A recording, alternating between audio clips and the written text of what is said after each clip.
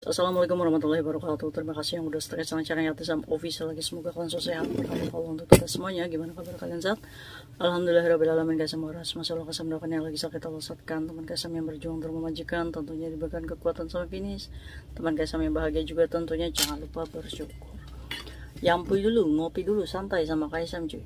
Hari ini Kaisam libur cuma gerimis ya. Bingung mau libur kemana ini Kaisam? Mungkin nanti keluar makan aja ya, habis itu balik lagi tidur gitu kan. Mantap, is the best. Udah gitu aja libur, nggak usah neko-neko kalian. Hari ini Kaisam akan membahas tentang viralnya pengemis yang pakai kerudung hijau. Kaisam, itu PMI ya Kaisam. Kok kakinya kayak gitu ya Kaisam ya? Mengundang rasa empati dan kasihan. Nah, bagaimana hukum pengemis di Hong Kong? Apakah ada self rodeo-nya? Apakah ada dendanya? Ternyata ada. Jadi buat kalian hati-hati ya. Jadi mengemis di Hong Kong itu tidak boleh ya cuy ya. Apapun bentuknya itu adalah ilegal. Ya kan? Terus Kaisam kitanya yang ngasih divaksin atau enggak? Ya kita adalah penyupport pekerjaan ilegal mereka gitu kan. Lebih baik jangan ya. Nanti kalau misalkan kalian ketahuan sama Pak Dek, kalian pasti akan ditegur ya. Kamu jangan kayak gitu ya Cece, nggak boleh ya kan. Apapun bentuknya, walaupun disabilitas ya atau punya kecenderungan cacat fisik atau apa, itu tetap ilegal di Hong Kong ya. Kalian harus ingat tuh, ilegal, tidak boleh. Jadi apa namanya, kalau misalkan kalian mau sodako, carilah anak yatim piatu atau janda-janda ya kan. Maksudnya janda-janda yang udah nenek-nenek, kakek-kakek kalian ya kan. Kalau janda-janda produktif kayak mama tua kaplak yang nggak usah disodakoin ya, bener nggak? Justru memberikan sodako. Oke, Kaisam pernah menemukan seorang wanita ibu-ibu ya kan, pakai kerudung hijau. Kalau kalian pengen tahu orangnya kayak gini ya kan, ini menguasai penduduk Hong Kong nih. Dia bisa membaca pasar coy. Jadi karena banyaknya cece-cece di luar sana dan pakai hijab ya kan, dan dia juga mungkin mengerti sedikitnya tentang sodakoh dan memberi ya kan, dia memanfaatkan dengan menggunakan kerudung ya kan. Dicurigai coy, perempuan ini adalah orang lokal Hong Kong, bukan orang Indonesia. Jadi kalau kalian penasaran, kalian tanya, apakah dia bisa berbahasa Indonesia atau tidak? Kabar yang Kaisam terima, dia adalah orang lokal dan dia dipantau oleh suaminya. Dia menjadikan mengemis ini menjadikan pekerjaan untuk mendapatkan income ya kan, gak usah kerja gitu kan, tinggal naruh kaleng aja di depan, udah kayak gitu pakai kerudung. Ternyata dia orang lokal. Kan lucu ya, kita pernah dipermainkan nih empatinya. Maka dari itu ya cuy ya, kita boleh kasihan, kita boleh empati, tapi kita juga harus bisa pintar nih memilah apakah yang dilakukan itu adalah ilegal atau tidak. Kalau ilegal maka tidak usah kasihan. Karena apa? Ya karena itu tidak boleh dan kita tidak boleh mensupport ya kan. Kadang kita ini terlalu empatinya sehingga orang-orang yang bekerja keras seperti illegal worker kayak jualan es cendol apa, kasihan Kaisam ya kan. Lah kita kesini tuh dengan keadaan yang sama gitu. Jadi kita punya majikan dan kita bekerja. Kalau dia memilih jalan overstay dan meperan, itu adalah pilihannya, hidupnya mereka sendiri gitu kan. Tapi bukan berarti kita mensupport kegiatan ilegal mereka. Ya sampai kapan kita akan dicap lapsap, akan dicap sampah, dicap mengotori ya kan. Sedangkan untuk berjualan makanan di Hong Kong, itu ingat loh, harus punya izin sertifikat yang dikeluarkan oleh Dinas Kesehatan dan Pangan.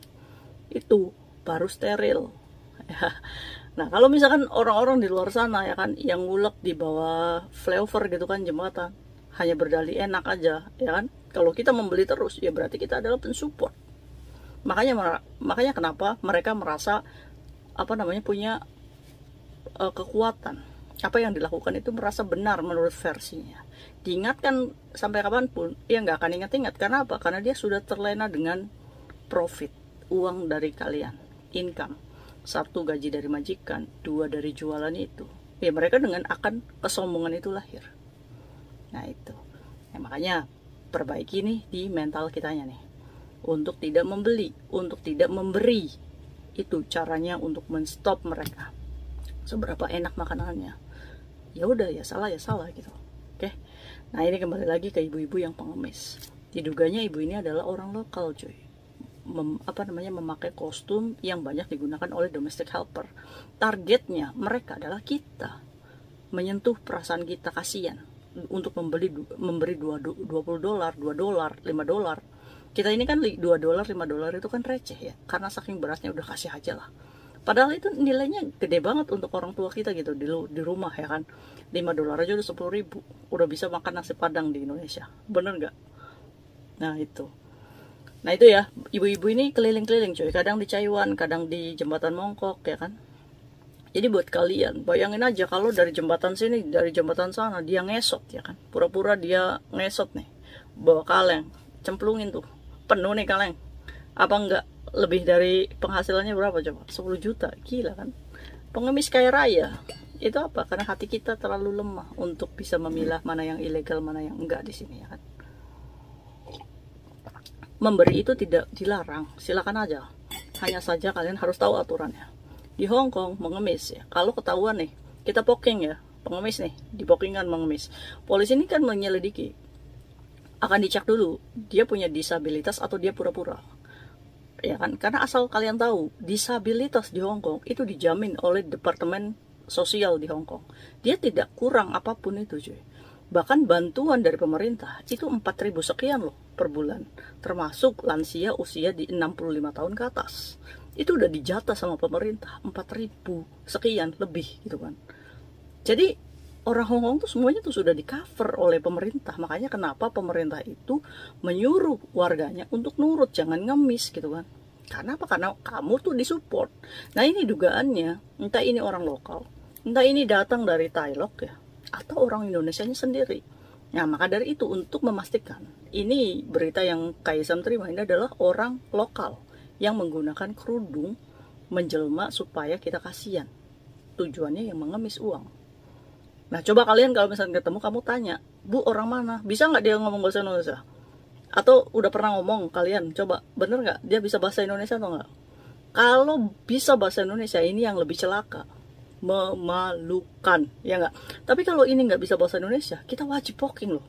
Karena apa? Karena ini ibaratnya membuat kita malu gitu kan. Karena apa? Karena dia menyerupai identitas seperti cece-cece lain yang pakai kerudung. Ini kerudung dijadikan aksesoris dia untuk mengemis gitu kan. Padahal kitanya emang enggak kan. Boleh loh kita poking, beneran. Nah ini ya harus hati-hati, makanya stop dimulai dari diri kita sendiri. Nah nanti kalau misalkan dia kena Kaisam poking, terus apa? Pengemis ya di Hong Kong itu didenda cuy, 500 dolar dan sel prodeo 1 bulan. Kalau misalkan dia diulangi lagi, itu dendanya 500 dolar dan sel prodeo 1 tahun. Nah itu ya, termasuknya ngamen, goyang-goyang di jembatan, ya itu sama aja ngemis. Ya kan? Nah itu sel prodeonya ya, 500 sama 1 bulan. Kalau nggak nurut lagi 500 dan 12 bulan penjara. Nah kira-kira nih, tanyakan kepada diri kalian. Biasanya di Mongkok ya, yang kakek-kakek itu kan, wah dia setiap hari kerjanya kayak gitu ya, makan juga dia. Nah maka dari itu ya, kira-kira kalian pernah nggak ngasih pengemis di Hong Kong? Kalau Kaisam tuh lebih ke red flight ya, yang itu loh, yang masukin koin anak-anak. Nah itu donasi yang terdaftar di Hong Kong gitu kan. Jadi itu nanti disalurkannya untuk panti jompo, rumah sakit dan lain-lain.